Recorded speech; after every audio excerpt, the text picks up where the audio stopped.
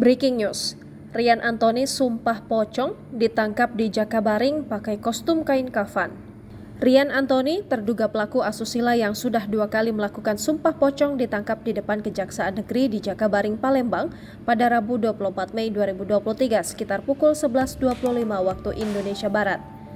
Rian ditangkap polisi saat berjalan kaki dari Pasar 16 Ilir, Palembang menuju Kejaksaan Negeri di Jakabaring. Saat ditangkap, Rian memakai kain kafan menyerupai pocong. Sebelumnya, Rian menunaikan sholat 2 rakaat di Jembatan Ampera. Kuasa hukumnya, John, turut membenarkan penangkapan terhadap kliennya ini.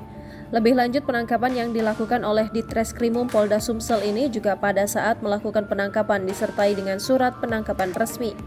Saat ini, John akan ke Kejaksaan untuk meminta penangguhan penahanan di Kejati. Sementara itu, Dirkrimum Polda Sumsel, Kombes Pol M. Anwar SIK, saat dikonfirmasi turut membenarkan penangkapan ini. Katanya, Rian akan diperiksa terlebih dahulu untuk melengkapi berkas sebelum diserahkan ke Kejaksaan.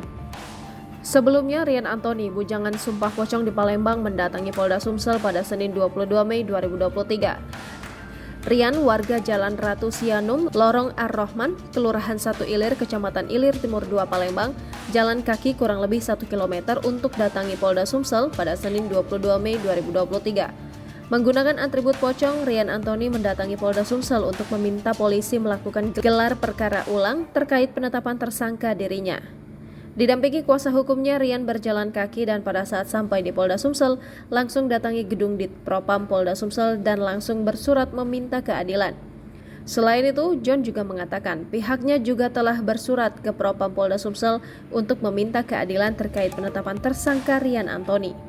Lebih lanjut, John juga mengatakan bahwa kliennya sudah P21 dan pihaknya baru mendapat informasi tersebut semalam. Namun beberapa waktu lalu sudah dicek ke Kejaksaan, namun data atas nama kliennya tidak ada. Rian Antoni dalam hal ini merasa dituduh telah melakukan pencabulan terhadap anak kecil berusia 5 tahun yang merupakan tetangganya sendiri. Namun, kata dia, dari semua tuduhan itu, ia tidak pernah melakukannya sama sekali pencabulan tersebut. Jangan lupa subscribe, share, komen, dan like ya!